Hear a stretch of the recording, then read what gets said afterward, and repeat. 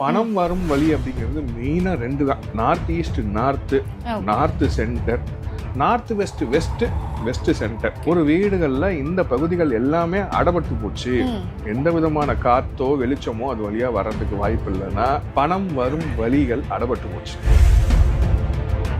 Credit card அப்படிங்கிறது சுக்கிரன் சம்பந்தப்பட்ட விஷயம். தென்கிழக்கு மூலையில அக்னி இருக்க வேண்டிய இடத்துல அக்னி இல்லையோ, அதாவது யார் வீட்டில் சமைக்கிறது இல்லையோ, வெளியில வாங்கி சாப்பிடக்கூடிய ஜொமேட்டோ ஸ்விக்கி பழக்கம் இருக்கோ, அங்கேயும் இந்த கிரெடிட் கார்டோட அதிகமாக இருக்கும். என்ன மாதிரியான வாஸ்து அமைப்பு இருந்துச்சு அப்படின்னா என்ன மாதிரியான நோய்கள் வருங்கிறதையும் முன்கூட்டியே கணிக்க முடியும். 100% நோய்களுக்கும் வாஸ்துக்கும் சம்பந்தம் உண்டு. தென்கிழக்கு சவுத் ஈஸ்ட்ல வரக்கூடிய செப்டிக் டேங்க் அப்படிங்கிறது தான் ரொம்ப மோசமான விஷயம். இது பெண்களுக்கு மார்பகம் மற்றும் அடிவயிறு சம்பந்தப்பட்ட வகையில புற்றுநோய்களை கொடுக்குது. ஏன்னா வடகிழக்குல படிக்கட்டு போட்டா அந்த வீட்டுல ஆண்களுக்கு, அது இளைய ஆண்களுக்கு டூ வீலர்ல போகும்போது ஆக்சிடென்ட்ஸ் நடக்குது. சுண்ணாம்பு அடிக்கும் போது அந்த வெள்ளைன்னு அந்த வீடு இருக்கும் பொழுது நமக்கு அது ஒரு நல்ல ஒரு மன அமைதியை கொடுக்கும். எல்லாத்தையும் கிளீன் பண்ணிட்டு அந்த சுண்ணாம்பு அடிக்கும் பொழுது அந்த பழைய பதிவுகள் எல்லாம் நீங்கி ஒரு புதுத்தன்மை. மரம் அப்படிங்கிறது குருன்னு சொல்லக்கூடிய ஜூபிட்டர் பிரகஸ்பதியோட அம்சம் நிறைஞ்சது. அதுதான் பெரும்பணம். ஒரு வீட்டுல மர வேலைப்பாடுகள் எவ்வளவு இருக்கோ அவ்வளவு தூரத்துக்கு அது செல்வத்தை ஈர்க்கும் அப்படிங்கிறது அறுதிட்டு நான் சொல்லக்கூடிய உண்மை. நம்ம நிகழ்ச்சியில் இன்னைக்கு யார் இணைஞ்சிருக்காங்க அப்படின்னு பார்த்தீங்கன்னா பிரபல வாஸ்து நிபுணர் நரசிம்ம ஹரி அவர்கள் தான் நம்ம கூட இருக்கிறாங்க. அவங்க கிட்ட நிறைய விஷயங்கள் நம்ம கேட்டு தெரிஞ்சுக்கலாம். வணக்கம் சார். வணக்கம். எப்படி இருக்கீங்க சார்? ரொம்ப நல்லா இருக்கேம்மா. சார், நம்ம நிறைய விஷயங்கள் ஏற்கனவே வாஸ்துவை பற்றி நிறைய விஷயங்கள் பேசியிருக்கோம். ஒவ்வொருத்தருக்கும் நம்மளுடைய வாழ்க்கையில் வாஸ்து எந்த அளவுக்கு இம்பார்ட்டண்ட், நமக்கு வரக்கூடிய பிரச்சனைகளுக்கு என்னென்ன காரணம் அப்படிங்கிறதையும் ரொம்ப தெளிவாக நம்ம எக்ஸ்பிளைன் பண்ணிட்டு இருக்கிறோம். ஸோ அந்த வகையில் இப்போ நிறைய பேர் வந்து அந்த கடன் அப்படிங்கிற ஒரு விஷயத்தில் மாட்டிக்கிறாங்க. ஆனால் இது வந்து வீடு தான் ப்ராப்ளமா இல்லை நம்மளுடைய ஜாதகம் தான் ப்ராப்ளமா அப்படிங்கிற நிறைய குழப்பங்கள் இருக்கும். ஒருத்தருக்கு வீடு கட்டுறதுக்கு முன்னாடியே வந்து கடனில் மாட்டிக்குவாங்க. ஒருத்தர் இந்த வீட்டுக்கு வந்ததுக்கு அப்புறம் தான் எனக்கு கடன் அதிகமாச்சு அப்படின்னு சொல்லுவாங்க. இதெல்லாம் எந்த மாதிரியான வாஸ்து அமைப்பு இருக்கிறவங்களுக்கு இருக்கும் சார்? அப்போது கடன் அப்படிங்கிறது வந்து ஒரு மோசமான விஷயமா தமிழ் இலக்கியங்கள்லேயே சொல்லப்பட்டிருக்கு. கடன் பெற்றான் நெஞ்சம் போல் கலங்கினான் இலங்கை வேந்தன். அப்போ அது அந்த போரில் கடைசியில் எல்லாத்தையும் இழந்துட்டு அந்த தோல்வியை சந்திக்கும் போது ஒரு கடன் வாங்கி திருப்பி கொடுக்க முடியாதவனோட மனசு எப்படி துடிச்சிச்சோ அப்படி துடிச்சு தான் அந்த இலங்கை வேந்தனோட மனசு. அப்போது கடன்கிறது என்னன்னா பேசிக்காகவே கேஷ் ஃப்ளோ, அதில் இருக்கக்கூடிய நெகட்டிவ் கேஷ் ஃப்ளோ, அதுதான் கடன். இல்லாத ஒரு பணத்தை நம்ம கிட்ட இல்லாத வருமானத்தை வாங்கி நம்ம செலவு பண்ணும்போது அது கடன்னு சொல்லுவோம். கடன் இல்லாமல் இன்னைக்கு எதுவும் இல்லை. கடனை கரெக்டாக யூஸ் பண்ணி அதை செய்யும் பொழுது அது ஒரு மிகப்பெரிய ஒரு வளர்ச்சியும் கொடுக்குது. ஆனால் கடன் வாஸ்து ரிலேட் பண்ணும்போது ரெண்டு வகையில் சொல்லலாமா. ஒரு வீடு கட்டும் பொழுது அந்த வீடு கட்டுறதுக்காக வாங்கக்கூடிய கடன் அப்படிங்கிறத திருப்பி செலுத்த முடியாம போறது, இல்ல கடன் வாங்கி வீடு கட்டும் பொழுது அது ஒருத்தவங்க தரேன்னு சொல்லியிருந்தாங்க, வீடு கட்டி பாதி நிலைமையில நிக்கிறது, ஒருத்தவங்க காசு தரேன்னு சொல்லியிருந்தாங்க, அதை வாங்கி நம்ம வந்து முழிச்சிடலாம் வீட்டோட வேலையை அப்படின்னு நினைச்சு நான் பண்ணேன், ஆனா பாதியிலேயே நிக்குது, எனக்கு வர வேண்டிய காசு எதுவுமே வரல. இது ஒரு வகையான வாஸ்துல வரக்கூடிய விஷயங்கள். இன்னொன்னு, ஒரு வீடு கட்டி போனதுக்கு அப்புறமா எனக்கு கடன்ல நான் மாட்டிக்கிட்டேன். அதாவது கடன் அப்படிங்கிறது என்னைக்கு நமக்கு பிரச்சனையா இருக்கும் அப்படின்னா அதை நம்ம திருப்பி செலுத்த முடியாத ஒரு நிலைமை வரும் பொழுதுதான். புரியுதுங்களா? முதல் விஷயம், கடனே கிடைக்க மாட்டேங்குது. ரெண்டாவது விஷயம், வாங்கின கடன் தான் திருப்பி கொடுக்க முடியும். இது ரெண்டும் வேற வேற. அப்போ இந்த வீடு கட்டுறதுக்காக நான் கடன் எதிர்பார்த்திருந்தேன், பாதியில எனக்கு கடன் கிடைக்கல அப்படின்னு சொல்லக்கூடிய விஷயங்கள் என்ன அப்படின்னா அது மேக்சிமம் என்னவா இருக்கும் அப்படின்னா ரெண்டே கான்செப்ட்ல தான் நிற்கும். இந்த வடமேற்கு மூலை, நார்த் வெஸ்ட் கார்னர் இருக்குல்ல, இது வாயுன்னு சொல்லுவோம். இதுதான் ரொம்ப சூட்சமமான விஷயம். இதுதான் ஒரு வீட்டோட மொபிலிட்டி, ரொட்டேஷன். காற்று என்ன பண்ணும்? காற்று இன்னைக்கு இங்கே இருக்கும், நாளைக்கு பக்கத்து ஊருக்கு போகும், பக்கத்து நாட்டுக்கு போகும், திருப்பி இங்கே வரும், சுழன்று கொண்டே இருக்கக்கூடியது காற்று தான். புரியுதுங்களா? இந்த பஞ்சபூதத்தில் வீட்டில் அந்த 4 மூலையில் இருக்கக்கூடிய விஷயங்கள்ல வாயுவம் தான் மணி ரொட்டேஷனை குறிக்கக்கூடியது. வியாபாரம் பண்ணுறவங்களுக்கு வாயுவம் ரொம்ப முக்கியமாக கரெக்டாக இருக்கணும். ஏன்னா வியாபாரம் எல்லாமே சரக்கு வெளியே போகணும், காசு உள்ளே வரணுங்கிற மாதிரியான விஷயங்கள் தானே. அப்போது இந்த வாயுவத்தில் ஏதாவது குற்றங்கள் நம்ம செய்யும் பொழுது தான் அது வீடு கட்டுறதுக்கே காசு இல்லாமல் நிற்கிறது. ஃபார் எக்ஸாம்பிள் 2 விஷயம் தான் அதில் பண்ணுவோம். ஓகே. முதல் விஷயம், வாயுவத்தில் உள் படிக்கட்டுகள் போகிறது. அந்த இடம் வந்து ஈசான்யத்துக்கு அப்புறமா ரொம்ப வீக்கான கார்னர் அப்படிங்கிறது வாயுவம் தான். சொல்லப்போனால் ஈசான்யத்துக்கு ஈக்குவலாகவே சொல்லலாம். எப்படி வந்து ஈசான்யத்தில் வெயிட்டு போடக்கூடாதோ அதுக்கு ஈக்குவலாக வாயுவத்தையும் நம்ம வெயிட்டு போடாமல் தான் வச்சுருக்கோம். அப்போது வாயுவத்தில் உள் படிக்கட்டுகள் கட்டும் பொழுது அங்கே வந்து மொபிலிட்டி, கேஷ் மொபிலிட்டி கண்டிப்பாக நிற்கிறது. 2வது, வாயுவத்தில் வடமேற்கு வடக்கு பக்கமாக தெருக்குத்தோ தெருத்தாக்கமோ வருது. நார்த் வெஸ்ட் நார்த் அது வந்து ஒரு நீச்ச பகுதி. அதில் வந்து ஒரு தெருக்குத்தோ தெருத்தாக்கமோ வர்றது அப்படிங்கிறதும் நமக்கு மணி ரொட்டேஷனை கண்டிப்பாக ஸ்டாப் பண்ணும். 3வது, அங்கே வந்து வடமேற்கு வடக்க இழுத்துறது. ஒரு பக்கமாக அதை இழுத்து நம்ம கட்டும் பொழுதும் இல்லை அதை கட் பண்ணிடுறது. நார்த் ஈஸ்ட் நார்த்தை இழுத்து நார்த் வெஸ்ட் நார்த்தை கட் பண்ணிடுறது. இந்த மாதிரி அமைப்புகள் எல்லாமே வந்து நமக்கு அந்த வீட்டோட கட்டவே முடியாத அளவுக்கு மணியை ஸ்டாப் பண்ணிடும். ஓகே. வீட்டுக்கு போனதுக்கு அப்புறமா ஒருத்தவங்க கடன்ல மாட்டுறாங்க அப்படின்னா அது வந்து 2 விஷயம். முதல் விஷயம், அந்த வீட்டில் போய் உட்காந்துக்கிட்டு பணம் வரும் வழிகளை பூரா நம்ம அடைச்சிடுறது. ஓகே. கடனை வாங்குறோம், செலவு பண்ணுறோம், அதை திருப்பி கட்டுறதுக்கு வெளியிலேருந்து நமக்கு வரவுன்னு வந்தால் தானே கட்ட முடியும். அப்போது அந்த வரவு எந்தெந்த வழிகளில் வரணுமோ அந்தந்த வழிகளை பூராமே நம்ம அடைக்கும் பொழுது அதுவும் ஒரு பெரிய கடனில் கொண்டு போய் மாற்றுறதுக்கான ஒரு வழிவகையை செஞ்சிருக்கோம். அப்போது அது என்னென்ன இடங்கள்னா நம்ம ஏற்கனவே சொல்லியிருக்கோம். பணம் வரும் வழி அப்படிங்கிறது மெயினாக 2 தான். ஒன்று north east north, north centre, north west west, west centre. ஒரு வீடுகளில் இந்த பகுதிகள் எல்லாமே அடபட்டு போச்சு, எந்த விதமான காத்தோ வெளிச்சமோ அது வழியாக வர்றதுக்கு வாய்ப்பு இல்லைன்னா பணம் வரும் வழிகள் அடபட்டு போச்சு. ஓகே, சரிங்களா? ஆனால் இந்த கடன் வாங்க வைக்கிறது அப்படிங்கிறது 2 முறை. ஓகே. கடன் வாங்குறது தவறு கிடையாது. கடன் கிடைக்கல அப்படின்னாலும் கடன் கிடைக்க வைக்கிறது அவசியமாக மாத்துறது. திருப்பி கொடுக்கறதுங்கிறது எப்போ திருப்பி கொடுப்போம்? வரவுங்கிறது வந்தால் கடனை திருப்பி கொடுப்போம், ரைட்டுங்களா? வரவை அடைக்கிறது அப்படிங்கிறது இந்த விஷயங்கள். பணம் வரும் வழிகளை அடைச்சிடுறது. ஆனால் பணத்தை வாங்க வைக்கிறது, லிக்விடேட் பண்ணி ஒரு கேஷை கையில் கடனை வாங்க வைக்கிறதுங்கிறது அதோட சூட்சமங்கள் சவுத் ஈஸ்ட் அக்னிலையும் சவுத் வெஸ்ட், நமக்கு கன்னிமுலை, நிருதி, நிரோபாரம் சொல்லக்கூடிய சவுத் வெஸ்ட் கார்னர். இது 2களில் ப்ராப்ளம் இருந்துச்சுன்னா ரொம்ப அதிகமாக கடன் வாங்கி செலவு பண்ணக்கூடிய விஷயங்கள். அதாவது வர வேண்டிய வரவுகள் அந்த வழிகள் ரொம்ப சின்னதாகவும் இந்த பக்கம் ஓட்டைகள் பெருசாகவும் இருக்கும்போது நிறைய கடன் வாங்குவோம், திருப்பி செலுத்த முடியாத சில சூட்சமங்கள்ல போய் மாறி. சரி, இப்போ நீங்க சொன்ன மாதிரியான பாதிப்புகள் ஒருத்தருக்கு இருந்தாலும் இப்போ நிறைய பேர் வந்து இந்த கிரெடிட் கார்டு பழக்கம் வந்து எல்லோருக்குமே வந்துருச்சு. ஸோ இதனாலையும் இந்த ப்ராப்ளங்கள் இருந்துச்சுன்னா தான் இந்த கிரெடிட் கார்டுனாலையும் அவங்களுக்கு பிரச்சனை வரும் அப்படிங்கிறது சொல்ல முடியும். கிரெடிட் கார்டு அப்படிங்கிறது சுக்கரன் சம்பந்தப்பட்ட விஷயங்கள். அது தென்கிழக்கு சவுத் ஈஸ்ட், அது கிரெடிட் கார்டு மேக்சிமம் எதுக்கு வாங்குறாங்கம்மா நீங்க சொல்லுங்களேன். ஸோ கடன் வாங்கி ஆடம்பர செலவுக்கு, கடன்ங்கிறது நம்ம போய் ஒரு பேங்க்ல நமக்கு தேவைக்கு ஒரு பர்சனல் லோன் வாங்குறோம்னு வச்சுக்கோங்களேன், அது கடன். இல்லை நம்ம போய் வீடு கட்டுறதுக்காக ஒரு ஹவுசிங் லோன் வாங்குறோம்னா கடன். நம்ம போய் ஒரு இதில் ஜொல்லை வச்சு ஜொல் லோன் வாங்குறோம், ஒரு எமர்ஜென்சி, வீட்டில் ஒரு எமர்ஜென்சி தேவைப்படுதுன்னா அது கடன். இன்னைக்கு கிரெடிட் கார்டு எப்படின்னா அது ஒரு ஆடம்பர செலவுக்கான விஷயமே. கிரெடிட் கார்டில் என்ன ஒரு ஹூக் வைக்கிறாங்க அப்படின்னா, கிரெடிட் கார்டை யூஸ் பண்ணி ஆன்லைன்ல பர்ச்சேஸ் பண்ணால் அதுல நமக்கு ஆஃபர் கிடைக்குது. இது ஒரு விஷயத்துக்காகவே தான் எல்லாம், அதுக்காக தான் ஃபர்ஸ்ட் வாங்குறோம் கிரெடிட் கார்டு. இன்னைக்கு பல பேர் ஒரு ஆடம்பர பொருள் வாங்குறதுக்குன்னா, ஒரு வியாபாரத்துல கடனுக்காக நம்ம காசு வாங்கி ரொட்டேட் பண்றதுக்காக யாரும் கிரெடிட் கார்டு இன்னைக்கு வாங்குறது இல்லைம்மா. கிரெடிட் கார்டோட பயன் என்ன? அதை யூஸ் பண்ணி நீங்கள் ஒரு செல்ஃபோன் வாங்குறீங்கன்னா ஒரு 4000 ரூபாய் கம்மியாகும். அதை யூஸ் பண்ணி ஒரு கம்ப்யூட்டர் வாங்குறீங்க அப்படின்னா ஒரு 5000 ரூபாய் 6000 ரூபாய் இன்னைக்கு கூட நான் சேல் போயிட்டு இருக்கேன். இது எல்லாமே ஆடம்பர விஷயங்களை செலவு பண்ணி கடன் வாங்கி வாங்க வைப்பது சுக்கிரன். இது எல்லாம் தென்கிழக்குன்னு சொல்லக்கூடிய இது எல்லாம் பாருங்க மின்சார பொருட்கள் எல்லாமே உங்களுக்கு சவுத் ஈஸ்ட் கார்னர்.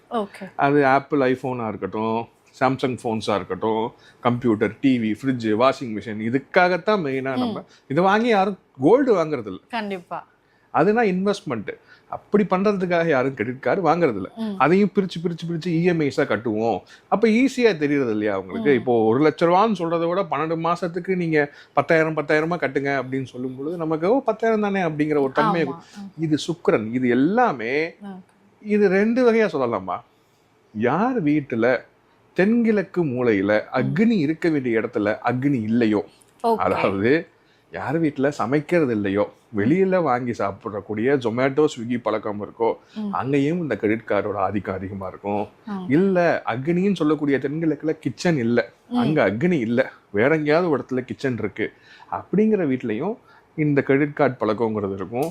இல்ல தென்கிழக்குல நீச்ச பகுதி கிழக்கு பக்கமா பெரிய ஓப்பனிங் வச்சுட்டோம், காத்து உள்ள மாதிரி வச்சுட்டோம், தென்கிழக்குல ஏதோ குற்றம் பண்ணிருக்கோம்னா அங்கதான் கிரெடிட் கார்டு பிறக்கும்.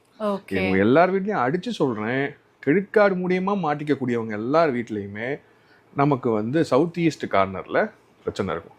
ஆனா வியாபாரத்துக்குன்னு கடன் வாங்கி மாட்டிக்கிறாங்கல்ல, அது சவுத் வெஸ்ட். புரியுதுங்களா? அதுதான் வந்து தப்பான இடத்துல முதலீடு பண்ண வைக்கும், தப்பான இடத்த கூட சேர்ந்து வியாபாரம் பண்ண வச்சு அது மூலியமா கடல்ல தள்ளுறது சவுத் வெஸ்ட். புரியுதுங்களா? அப்ப இந்த இடங்கள்ல இருக்கிற பிரச்சனை என்னங்கிறத பார்த்து சரி பண்ணும்போது சமநிலை பிறக்கும், ஒரு ஸ்டெபிலிட்டி கிடைக்கும். அதாவதுமா ரொம்ப முக்கியம் ஒரு வீட்டுல சமநிலை. இந்த வாஸ்துங்கிற கான்செப்டே என்னன்னா, இது வந்து ஒண்ணுக்கு ஒண்ணு மிகுதியோ குறைவோ இல்லாம பஞ்சபூதங்களும் எங்க சமநிலையா இருக்கோ அங்கதான் மிகப்பெரிய வளர்ச்சி இருக்கும். சமநிலைங்கிறது சாதாரண விஷயம். உங்களுக்கு கேட்கும்போது எல்லாம் சமமா இருக்கு, ஆனா எல்லாத்தையும் சமமா கொண்டு வர்றதுதான் சிரமம். ஒரு உடம்புல வந்து உஷ்ணம் அதிகமானாலும் தாங்க முடியாது, சீத்தளம் சொல்லக்கூடிய குளிர் அதிகமானாலும் தாங்க முடியாது, வாயு அதிகமானாலும் தாங்க முடியாது. அப்போ இந்த பூமியில மனிதன் உருவானதே ஏன்னா பூமியோட சீதோஷண நிலை, அதோட தட்பவெப்ப நிலை சமநிலையா இருக்கு.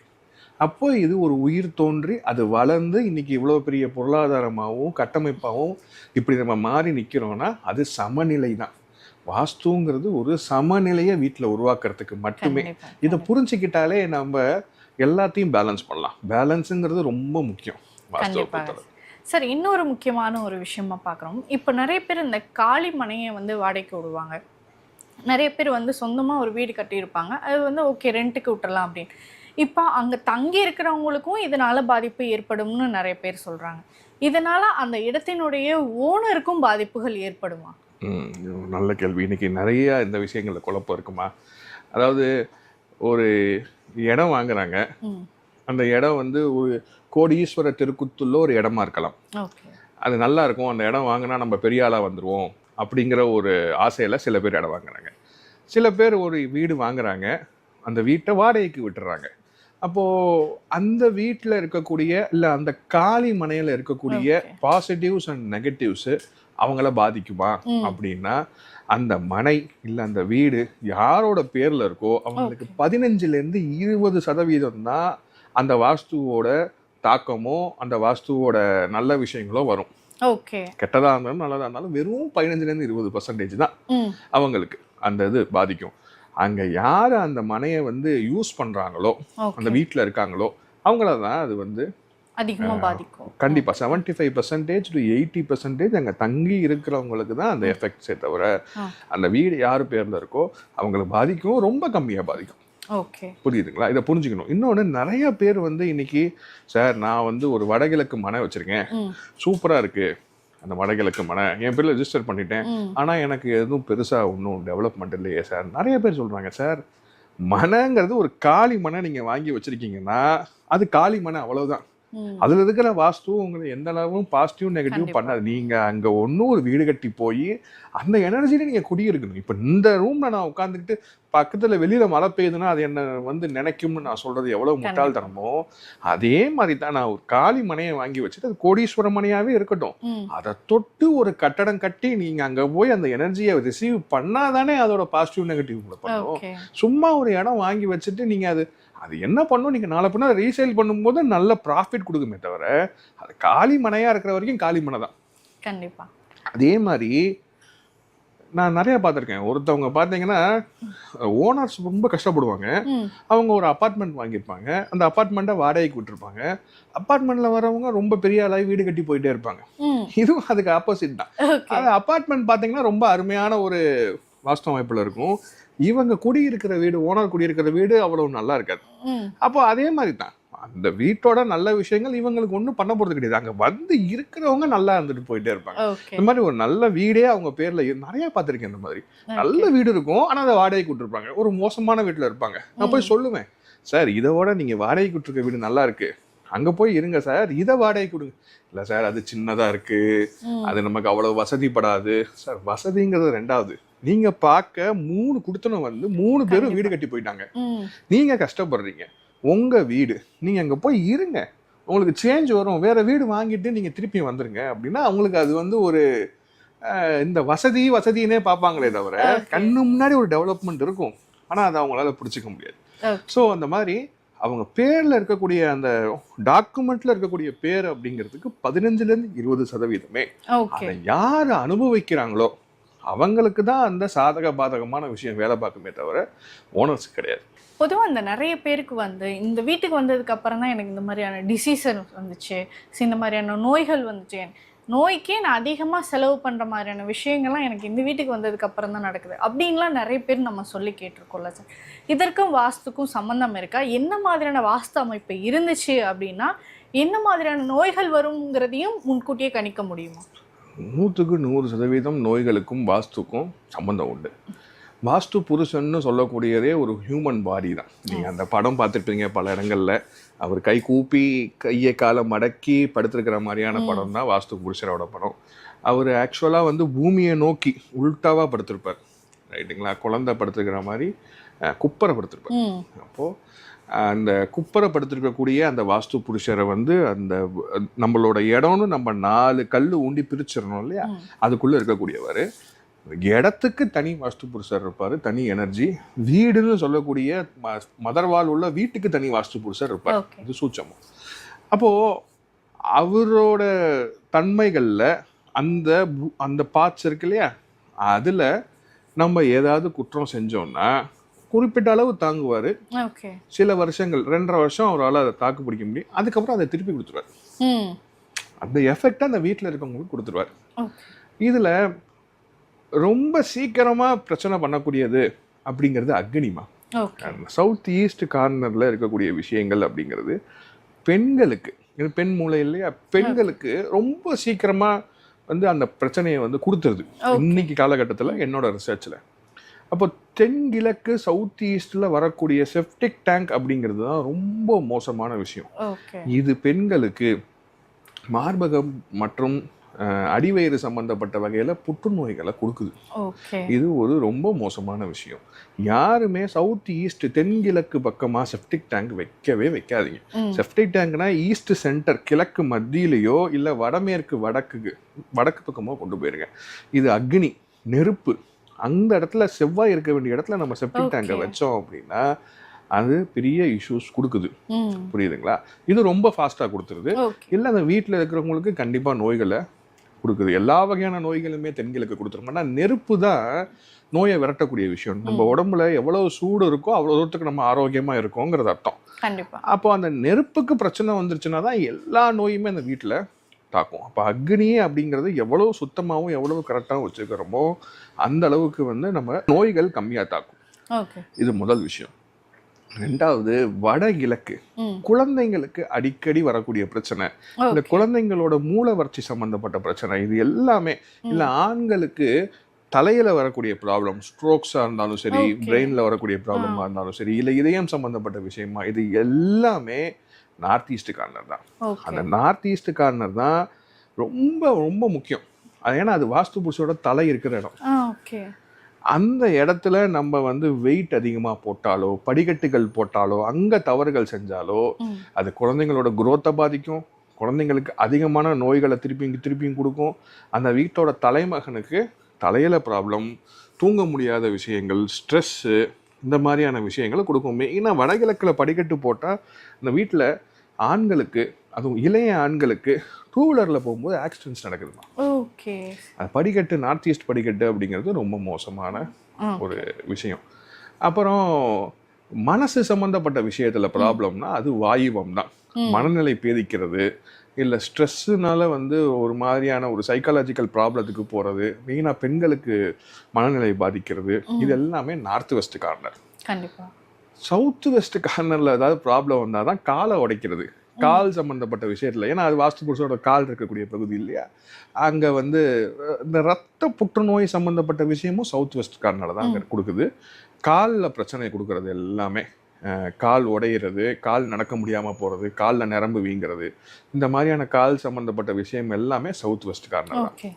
ஆனால் இதில் ரொம்ப கிரிட்டிக்கலான விஷயம் என்ன அப்படின்னா, நடுவு பகுதி பிரம்மம், அது வாஸ்து புருஷனோட வயிறு, அந்த இடங்களில் ப்ராப்ளம் பண்ணும் பொழுது கண்டிப்பாக இது ரொம்ப சீக்கிரமாக அந்த வீட்டில் இருக்கவங்க லிவர் கிட்னியை பாதிக்குது. இப்போது அமெரிக்காலலாம் எடுத்துக்கிட்டிங்க அப்படின்னா அங்கே வந்து பேஸ்மெண்ட்டு ஃபஸ்ட்டு செகண்டுன்னு சொல்லுவாங்க. அப்போ இது மூணுக்குமே போகக்கூடிய படிக்கட்டை நடுவு பகுதியில் வைப்பாங்க. புரியுதுங்களா? வீட்டோட நடுவு பகுதியில் பிரம்மத்தில் படிக்கட்டு அமைப்பாங்க, அந்த பழக்கம். அதனால தான் அவங்க இதில் நிறைய லிவர் அண்ட் கிட்னி ப்ராப்ளம்ஸ் அவங்கள வருது. இன்னொன்று, இந்த நடுவு பகுதியில் டாய்லெட் அமைக்கிறது. ஏன்னா வயிற்று பகுதியில் டாய்லெட் அமைக்கும் பொழுது அதுவும் வயிறு சம்மந்தப்பட்ட விஷயங்கள்ல பெரிய லெவலில், இது சும்மா பேசிக்காக சொல்லியிருக்கேன்.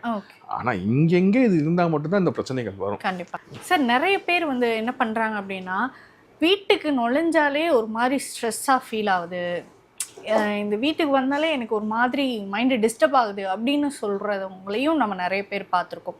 இது இந்தந்த வாஸ்து அமைப்புகள் இருந்துச்சுன்னா இந்த மனம் ரீதியான நோய்கள் கண்டிப்பாக வர்றதுக்கு காரணம் அப்படின்னா என்ன விஷயம்? இதுதான் நான் முதல் சொன்ன மாதிரி சமநிலை. புரியுதுங்களா? இந்த சமநிலை அப்படிங்கிற ஒரு இடத்துல இருக்குது அப்படின்னா அதில் வந்து அந்த தட்பவெப்ப நிலையாக இருந்தாலும், இது சயின்ஸ் தாமா, வாஸ்துங்கிறது பெரிய விஷயம் இல்லை. இது வந்து நம்மளோட காற்றும் வெளிச்சமும் ஒரு வீட்டுக்குள்ளே எந்த பக்கத்துலேருந்து வந்தால் எப்படி நிறைஞ்சிருந்தா நம்ம அங்கே நிம்மதியாக வாழ முடியும் அப்படிங்கிறது தான் பேசிக். இது பிராணா அண்ட் ஆகாஷா அப்படின்னு சொல்லக்கூடிய ரெண்டு சூட்சுமமான விஷயத்த, காற்று வெளிச்சம் கண்ணுக்கு தெரியுது, கண்ணுக்கு தெரியாது, அது ரெண்டும் கரெக்டாக வரும்பொழுது அந்த இடத்துல பிராணசக்தின்னு ஒன்று உருவாகும். ஆகாசத்துலேருந்து வரக்கூடிய விஷயங்கள் இது ரெண்டும் கலக்கும் பொழுது தான் அங்கே அந்த சமநிலைங்கிறது உருவாகுது, அங்கே வளர்ச்சி ஏற்படுது. இதுதான் பேசிக். அப்போது அந்த நீங்கள் கேட்ட கேள்விக்கு ஸ்ட்ரெஸ்ஸு, ஆண்களுக்கு ஸ்ட்ரெஸ் அப்படிங்கிறது ரெண்டு விஷயந்தான். நான் முதல் சொன்ன மாதிரி நார்த் ஈஸ்ட். இன்னொன்று என்னென்னா, தேவையில்லாத சாமான்களை நிறைய வீட்டில் போட்டு வச்சாலும், இந்த அடைப்புகள் அங்கங்கே இருந்தாலும் அதனாலேயும் ஸ்ட்ரெஸ் வரும். வீடு அடைசலாக இருக்குது, வெளியிலேருந்து காற்றோ வெளிச்சமோ வரலை அப்படின்னாலும் ஸ்ட்ரெஸ் வரும். ஆனால் மெயினாக வீட்டில் மனம் சார்ந்த விஷயம், மனசில் பிரச்சனைனா அது சந்திரன் இருக்கக்கூடிய வடமேற்கு தான். அந்த வாயுவம்னு சொல்லக்கூடிய பகுதியில் ஏதாவது சிக்கல், அழைச்சிட்டோம், அது வழியாக காற்று வரலை, இல்லை அந்த இடத்துல தவறாக ஏதாவது பண்ணியிருக்கோம் அப்படின்னா மனசுக்கு ஒரு பாரமாக இருக்கும். என்னன்னே தெரியல, ஒரு குழப்பம், இது ரைட்டா அது தப்பா, அப்படியே சொல்லுவாங்க, சார் என்னன்னே தெரியல சார், ஆனால் ஏதோ மனசுக்கு கஷ்டமாக இருக்குது சார். அந்த குழப்ப நிலைங்கிறது சந்திரன் குழம்பி இருக்கும் பொழுது நமக்கு வரக்கூடிய விஷயங்கள் தான். பொதுவாகவே வந்து எந்த குத்தமாக இருந்தாலும் அது ஃபஸ்ட்டு மனசை தான் பாதிக்கும் வாஸ்துவை பொறுத்தளவு. அப்போது அதுதான் அந்த சமநிலை இல்லாமல் இருக்கிறது தான் காரணம்.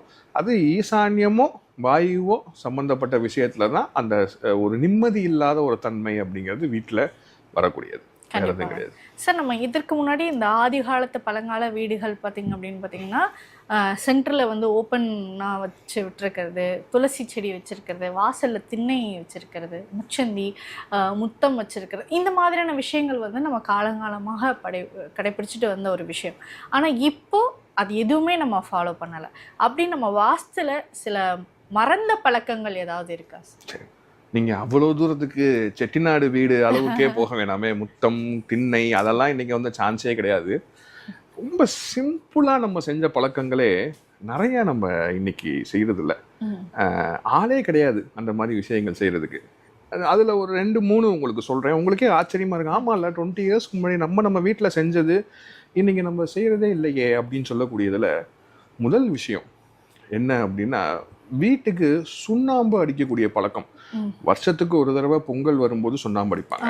ஒரு நல்லது கெட்டது வீட்டில் நடந்தா, ஒரு குழந்தை பிறந்தா அந்த குழந்தைய வீட்டுக்கு கூட்டு வரதுக்கு முன்னாடி சுண்ணாம்பு அடிப்பாங்க. ஒரு யாராவது வீட்டில் இறந்துட்டாங்க அப்படின்னா காரியம் பண்ணிட்டு சுண்ணாம்பு அடிப்பாங்க. அப்போது அந்த லைம் ஸ்டோன் சொல்லக்கூடியது, அதை எடுத்து அதை அவிச்சு வரக்கூடிய அந்த சுண்ணாம்புக்கு பதிவுகளை அழிக்கும் தன்மை உண்டு. ஓகே, புரியுதுங்களா? அப்போ அந்த சுண்ணாம்பு அடிச்ச வீட்டை பார்த்தீங்கன்னா அப்படியே ஒரு ஒயிட் ஹவுஸ். நம்ம இப்போ சொல்றோம்ல, பவர்ஃபுல் பில்டிங் ஆஃப் த வேர்ல்டுங்கிறது ஒயிட் ஹவுஸ் தான். அப்போ அந்த சுண்ணாம்பு அடிக்கும் போது அந்த வெள்ளைன்னு அந்த வீடு இருக்கும் பொழுது நமக்கு அது ஒரு நல்ல ஒரு மன அமைதியை கொடுக்கும். நீங்க உங்களோட சின்ன வயசுல சுண்ணாம்பு அடிச்ச வீடு பார்த்திருக்கீங்களா தெரியல. எல்லாத்தையும் கிளீன் பண்ணிட்டு அந்த சுண்ணாம்பு அடிக்கும் பொழுது அந்த பழைய பதிவுகள் எல்லாம் நீங்கி ஒரு புது தன்மையை கொடுக்கும். ஓகே, ஒருத்தவங்க இறந்துட்டாங்க, பரவாயில்ல, அடுத்து நம்ம இதுல இருந்து மீண்டு வரணும், அடுத்தடுத்த வேலையை பார்க்கணுங்கிற ஒரு மன உறுதியை கொடுக்கும். பதிவுகளை அழிக்கும்.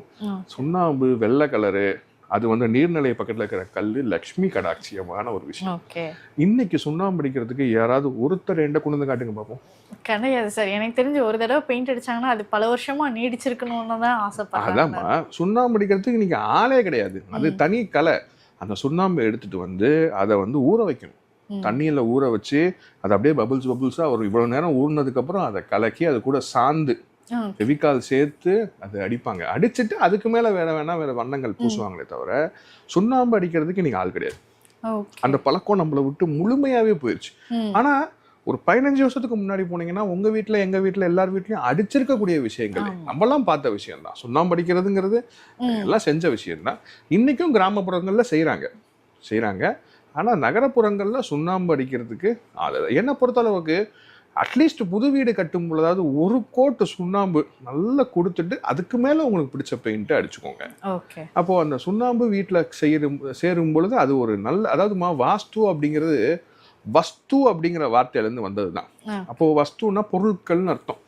எந்த மாதிரி பொருட்களை யூஸ் பண்ணி நம்ம கட்டுமானங்கள் செய்யும் பொழுது நமக்கு வளமை கொடுக்கும் அப்படிங்கிறது தான் பேஸ் கான்செப்ட். அதுல இருந்து வந்ததுதான் இந்த விஷயங்கள் எல்லாமே.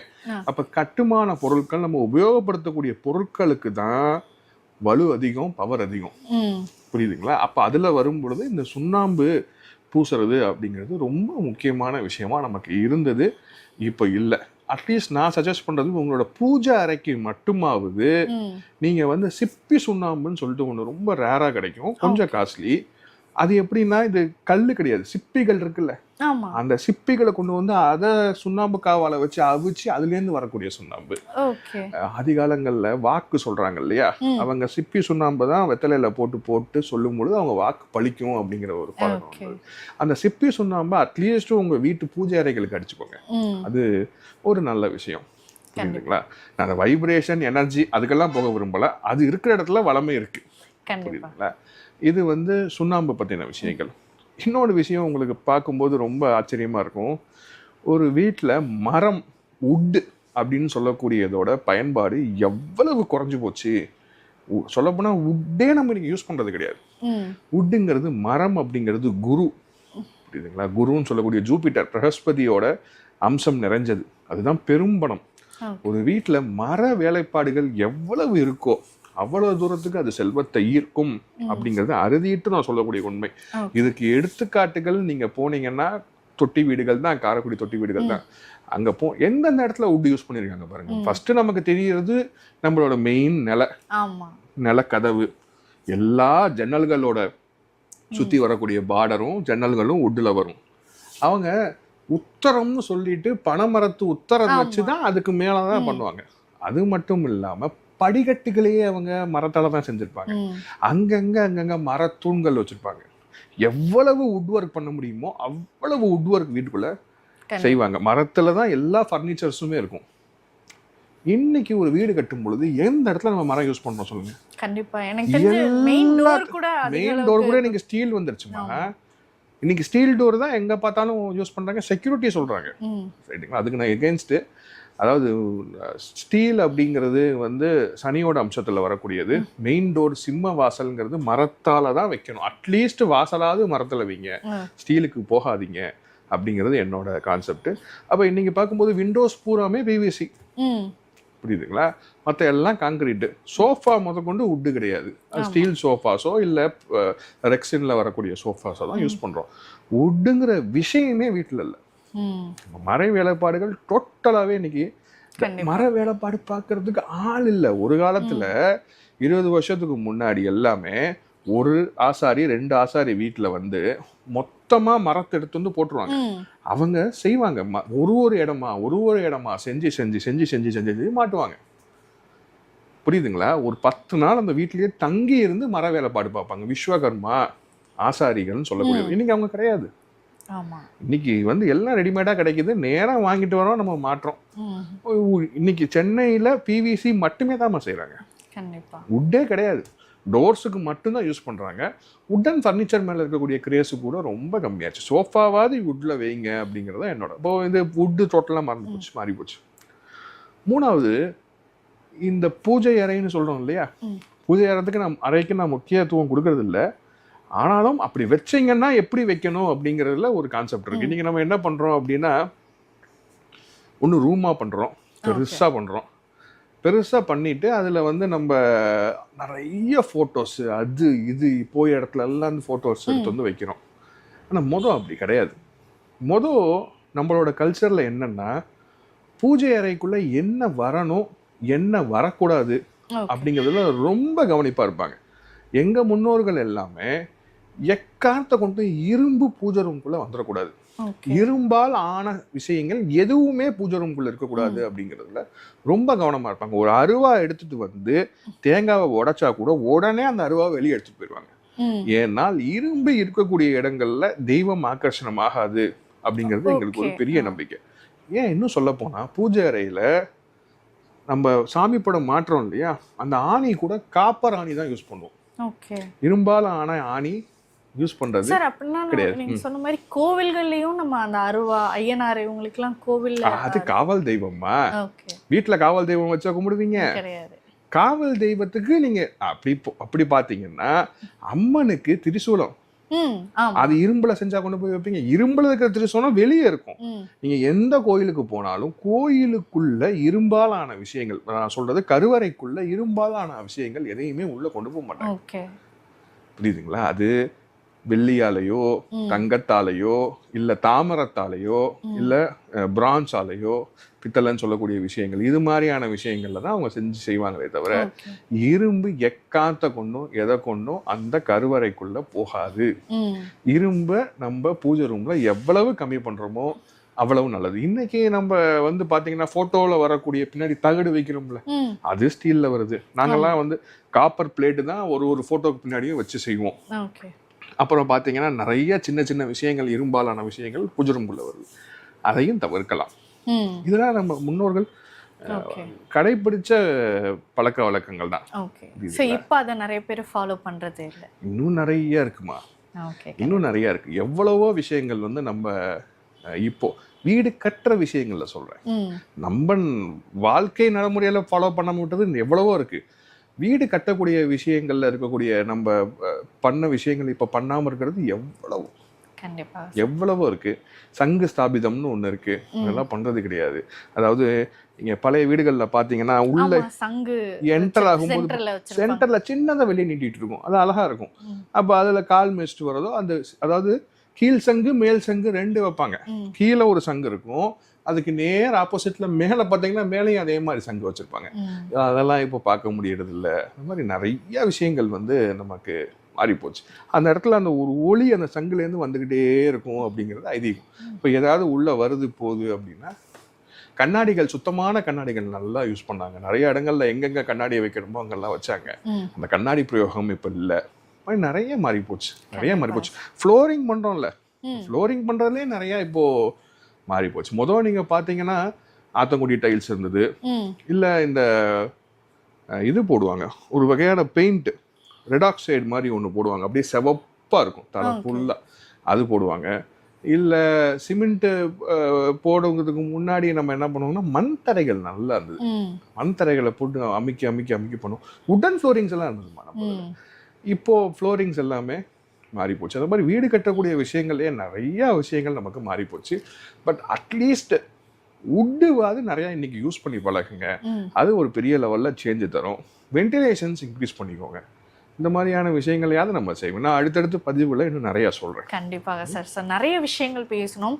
ஒருத்தருடைய வாழ்க்கையில என்னென்ன பிரச்சனைகளுக்கு என்னென்ன மாதிரியான பிரச்சனைகள் தான் நமக்கு காரணம் அப்படிங்கிறதையும் இந்த மாதிரியான வாஸ்து அமைப்புகள் தான் உணர்த்தது அப்படின்னு சொல்லுவோம். அதற்கான தெளிவான தீர்வுகளை இந்த நேர்காணலை எங்களுக்காக கொடுத்ததற்கு மிக்க நன்றி. தேங்க்ஸ். நன்றி.